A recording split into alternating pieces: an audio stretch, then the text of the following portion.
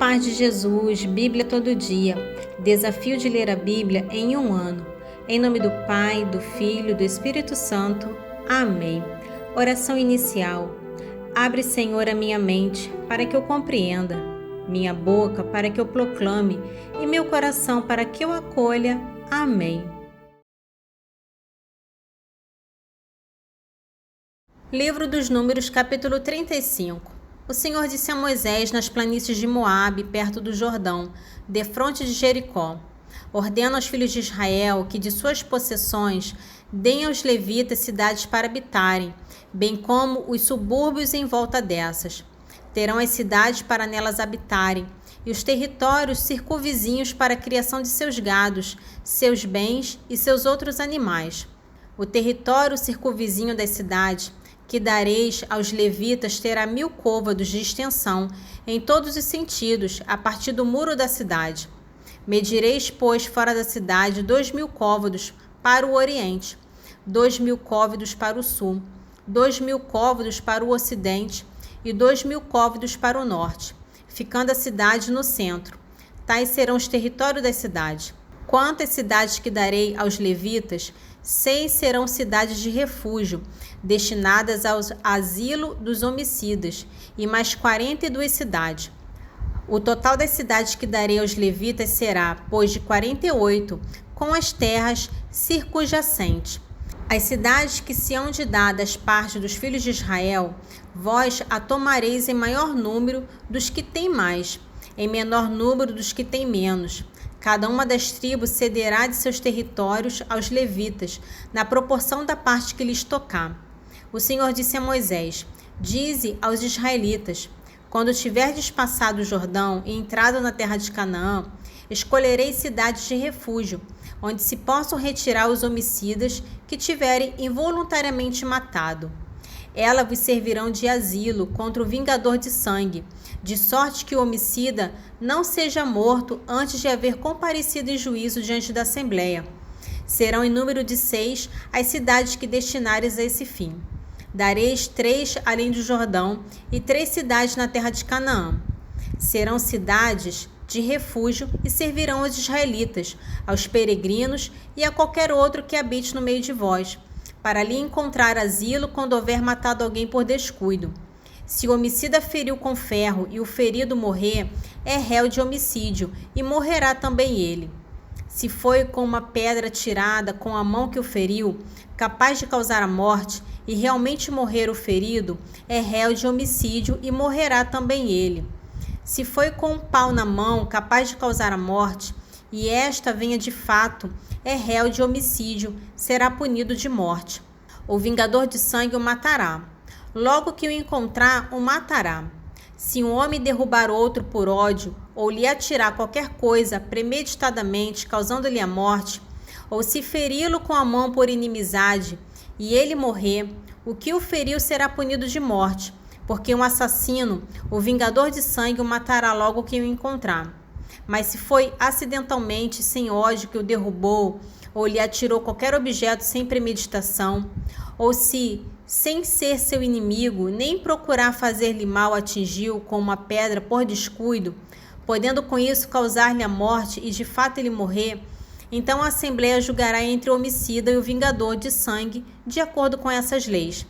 A Assembleia livrará o homicida da mão do vingador de sangue e o reconduzirá à cidade de refúgio, onde se tinha abrigado. Permanecerá ali até a morte do sumo sacerdote, que foi ungido com o santo óleo. Mas se o homicida se encontra fora dos limites da cidade de refúgio, para onde se tinha retirado, e se for morto pelo vingador de sangue, ao encontrá-lo fora, este não será culpado de homicídio, porque o criminoso deveria permanecer na cidade de refúgio até a morte do sumo sacerdote. Somente depois que este morresse, poderia o homicida voltar para a terra, onde ele tivesse a sua propriedade. Isso vos servirá como prescrição de direito para vós e vossos descendentes, onde quer que habite. Todo homem que matar outro será morto. Ouvidas as testemunhas, mas uma só testemunha não bastará para condenar um homem à morte. Não aceitareis resgate pela vida de um homicida que merece a morte, deve morrer. Tampouco aceitareis resgate pelo refugiado em sua cidade de refúgio, de maneira que ele volte a habitar na sua terra antes da morte do sumo sacerdote. Não manchareis a terra da vossa habitação, porque o sangue mancha a terra. O sangue derramado não poderá ser expiado pela terra, senão com o sangue daquele que o tiver derramado. Não manchareis a terra em que ides habitar, onde também eu habito, porque eu sou o Senhor, que habito no meio dos filhos de Israel. Livro do Números, capítulo 36. Os chefes de família dos filhos de Galaade, filho de Maquir, filho de Manassés, da raça de José, apresentaram-se diante de Moisés e dos principais chefes das famílias israelitas. O Senhor, disseram eles, ordenou-me o Senhor que desse, por sorte, a terra em herança aos israelitas. E o Senhor ordenou-me o Senhor que desse às filhas de Salafaade, nosso irmão, a herança devida ao seu pai. Mas se homens de outra tribo as receberem por mulheres, a sua herança será retirada do patrimônio de nossos pais e acrescentada às da tribo na qual elas se casarem, e assim será diminuída a nossa herança. Quando chegar o jubileu dos filhos de Israel, a sua herança será unida à da tribo a que pertencerem e separada da de nossos pais. Moisés então respondeu aos filhos de Israel por ordem do Senhor: Tem razão a tribo dos filhos de José. Eis a ordem do Senhor para as filhas de Salafaade. Casem com quem quiserem, contanto que seja com alguém de uma família da tribo paterna. Desse modo, as possessões dos israelitas não passarão de uma tribo a outra, e cada israelita ficará na herança da tribo de seus pais. Todas as mulheres que possuírem um patrimônio em uma tribo israelita tomarão marido na tribo paterna, a fim de que cada israelita conserve o patrimônio de família. Herança alguma poderá passar de uma tribo a outra. Deve cada tribo israelita permanecer no que é seu. As filhas de Salafaade comportaram-se segundo a ordem do Senhor. Maala, Tersa, Egla, Melca e Noa, filha de Salafaade, casaram-se com os filhos de seus tios. Casaram-se, pois, em famílias saídas de Manassés, filhos de José, e a possessão que lhes tocava permaneceu na tribo de seu pai.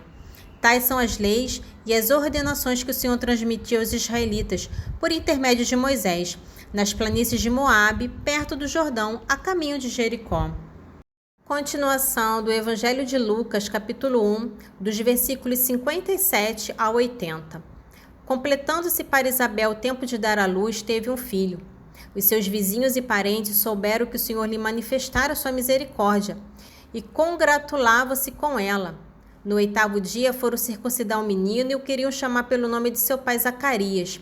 Mas sua mãe interveio. Não, disse ela, ele se chamará João. Replicaram-lhe, não há ninguém na tua família que se chame por este nome. E perguntavam por acenos ao seu pai como queria que se chamasse. Ele, pedindo uma tabuinha, escreveu nela as palavras, João é o seu nome. Todos ficaram pasmados. E logo se lhe abriu a boca e soltou-se sua língua, ele falou, bendizendo a Deus. O temor apoderou-se de todos seus vizinhos. O fato divulgou-se por todas as montanhas da Judéia.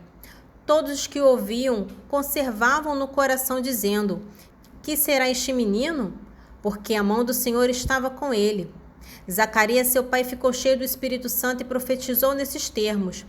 Bendito seja o Senhor, Deus de Israel, porque visitou e resgatou o seu povo, e suscitou-nos um poderoso Salvador na casa de Davi, seu servo, como havia anunciado desde os primeiros tempos, mediante os seus santos profetas, para nos livrar dos nossos inimigos e das mãos de todos os que nos odeiam.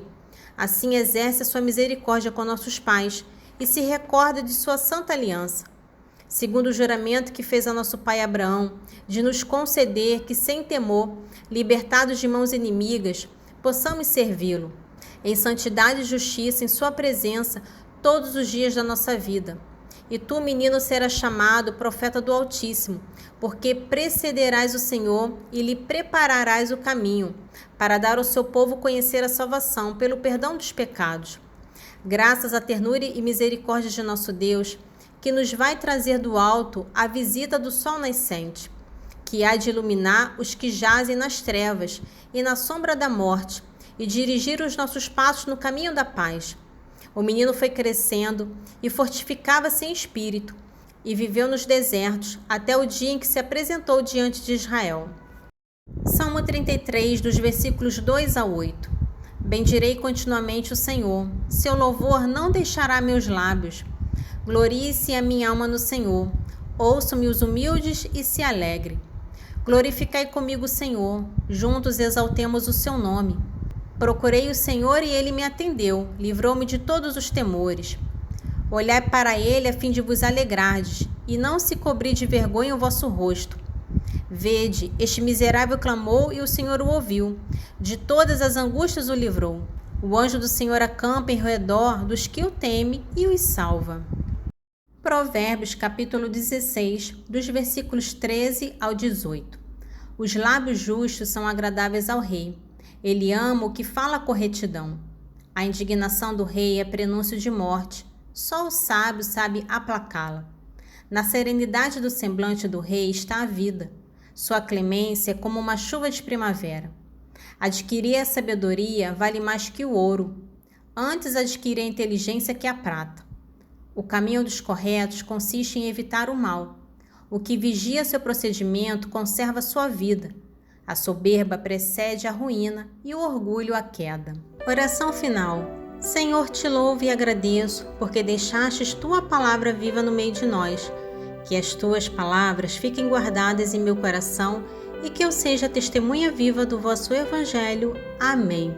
Em nome do Pai, do Filho e do Espírito Santo. Amém.